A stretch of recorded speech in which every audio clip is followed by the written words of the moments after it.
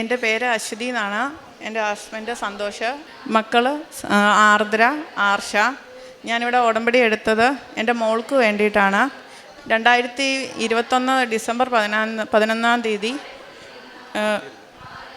എൻ്റെ മോൾക്ക് പെട്ടെന്ന് കൗണ്ട് താന്നു പോയിട്ട് അമൃത ഹോസ്പിറ്റലിൽ പോവുകയും അവിടുന്ന് ചെക്കപ്പ് എല്ലാം ശേഷം ടെസ്റ്റ് എല്ലാം ചെയ്തപ്പം പ്ലാസ്റ്റിക് അനീമിയ എന്ന രോഗമാണെന്ന് പറയുകയും ചെയ്തു.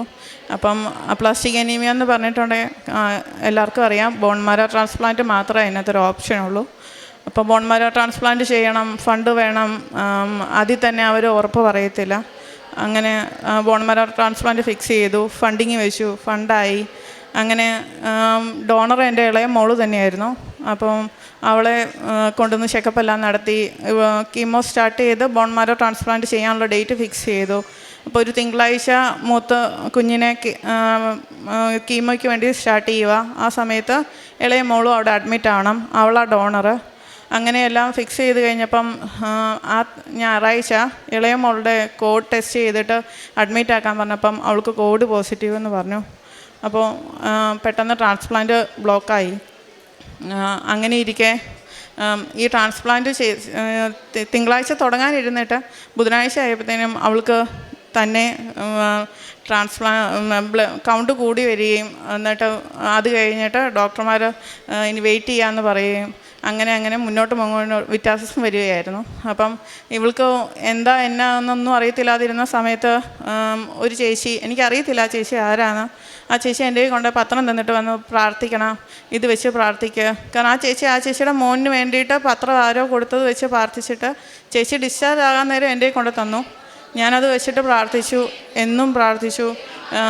ഞങ്ങളെല്ലാവരും കൂടെ ആ വാർഡിൽ ആ കട്ടിലയിലിരുന്ന് എന്നും പ്രാർത്ഥിക്കുമായിരുന്നു.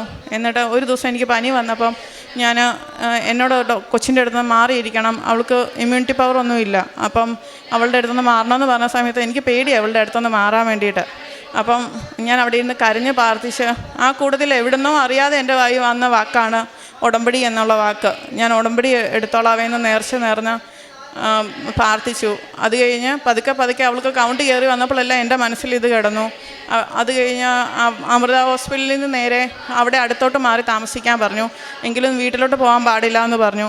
അങ്ങനെ അത് കഴിഞ്ഞ് വീട്ടിൽ വന്നു അവൾക്ക് പതുക്കെ ആ വീട്ടിലോട്ട് വിട്ട് കഴിഞ്ഞപ്പോഴത്തേനും പറഞ്ഞു മരുന്നിൽ തന്നെ നോക്കാം, അവൾക്ക് ചെറിയ വ്യത്യാസം വരുന്നുണ്ടെന്ന് പറഞ്ഞു. അങ്ങനെ ഒരു 2.5 വർഷം കൊണ്ട് അവൾക്കിപ്പം മരുന്ന് പൂർണ്ണമായിട്ട് നിർത്തി. ആ മരുന്ന് നിർത്തിയ സമയം എന്ന് പറഞ്ഞിട്ടുണ്ടെങ്കിൽ ഞാനിവിടെ വന്ന് മെയ് 16 തീയതി ഉടമ്പടി എടുത്തു. മെയ് 31 തീയതിയാണ് പറയുന്നത് അവൾക്ക് മരുന്ന് നിർത്തി നോക്കാം ഇനിയെന്ന്. അത് കഴിഞ്ഞ് 1 മാസം കഴിഞ്ഞിട്ട് ബ്ലഡ് ടെസ്റ്റ് ചെയ്തിട്ട് വരാൻ പറഞ്ഞു. ബ്ലഡ് ടെസ്റ്റ് ചെയ്തിട്ട് വന്നു കഴിഞ്ഞപ്പോൾ അതും എൻ്റെ ഉടമ്പടി ഞാൻ ഇരിക്കുന്ന സമയത്ത് തന്നെയാണ് ഇനിയിപ്പം മരുന്ന് വേണ്ട, ഇവളുടെ കാര്യത്തിൽ പേടിക്കണ്ട എന്ന് പറയുന്നത്. കാരണം ഉടമ്പടി എന്ന വാക്കോ, ഞാനൊരു ഹിന്ദുവാണ്, എങ്ങനെ എനിക്ക് കിട്ടിയെന്ന് എനിക്കറിയത്തില്ല. ഞാൻ അതിലോട്ട് എത്തിയത് ഞാൻ ഒത്തിരി പേരുടെ അടുത്ത് ചോദിച്ചാൽ.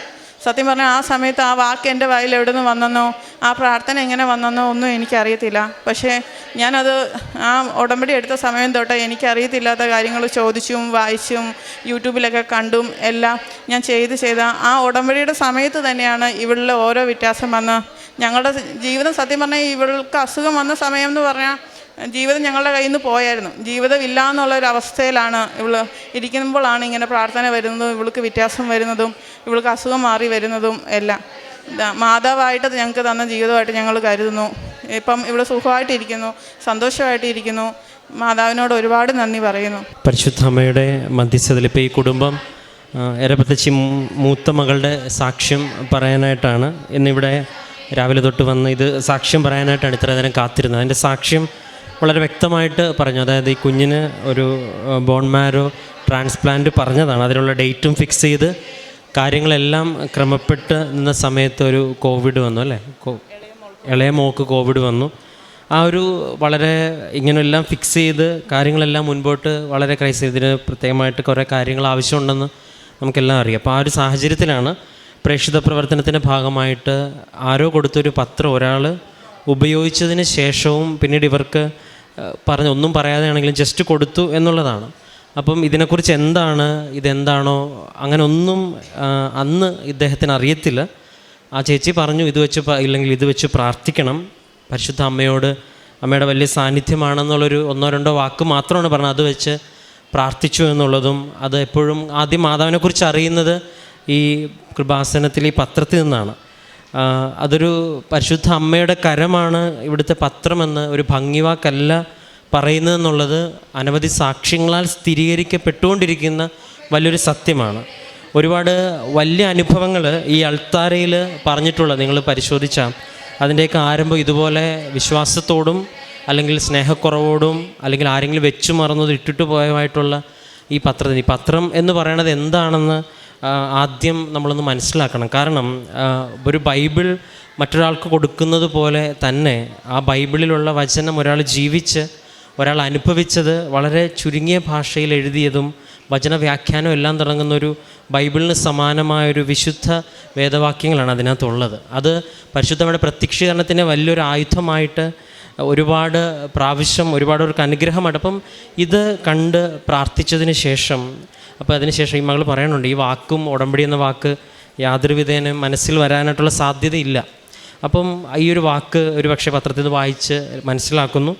അതിനുശേഷം ഈ മകൾ പതുക്കെ ആ ഒരു ക്രൈസിസ് പിക്കപ്പ് ചെയ്തതിനു ശേഷം ഒരു ബോൺമാരോ ട്രാൻസ്പ്ലാന്റിൻ്റെ ആവശ്യം പോലും ഇല്ല എന്ന് പറയുന്ന രീതിയിൽ കാര്യം ക്രമപ്പെട്ടു തന്നെ. ഇപ്പം നമ്മൾ വിശ്വസിച്ചാലും ഇല്ലെങ്കിലും ഒരു പ്രശ്നവുമില്ല. കാരണം ഈ കുടുംബത്തിനെ സംബന്ധിച്ചിടത്തോളം അവരുടെ ഒരു വളരെ പ്രതിസന്ധിയുടെ ഒരു സമയത്ത് ആരോ നൽകിയ പരിശുദ്ധ അമ്മയുടെ ഈ ഒരു വാർത്തയും ഈ ഒരു സദ്വാർത്തയും അവർ പ്രാർത്ഥിച്ചു എന്നുള്ളത്, രണ്ടുപേരും അല്ലെങ്കിൽ ഈ വ്യക്തി പ്രാർത്ഥിച്ചു എന്നുള്ളതും അത് സൗഖ്യത്തിന് കാരണമായെന്നുള്ളതും പിന്നീട് ഇദ്ദേഹം ഇവിടെ ഒന്ന് ഉടമ്പടി എടുത്ത് ഉടമ്പടിയുടെ കാര്യം കൃത്യമായിട്ട് ചെയ്തു എന്നുള്ളത് ഈ കുടുംബമാണ് സാക്ഷ്യപ്പെടുത്തുന്നത്.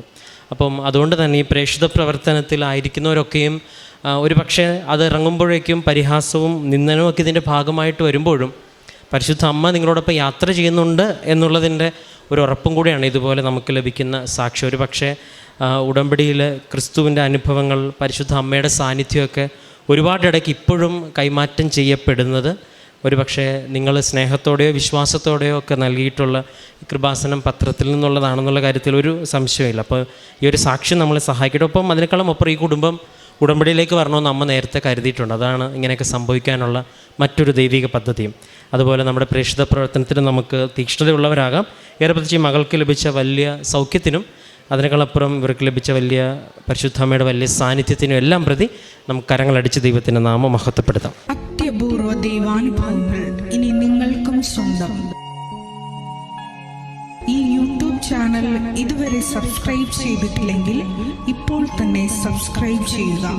ഈ വീഡിയോ ഇപ്പോൾ തന്നെ നിങ്ങളുടെ സുഹൃത്തുക്കൾക്ക് ഷെയർ ചെയ്തുകൊണ്ട് കർത്താവിൻ്റെ പ്രേക്ഷിതരാകുക.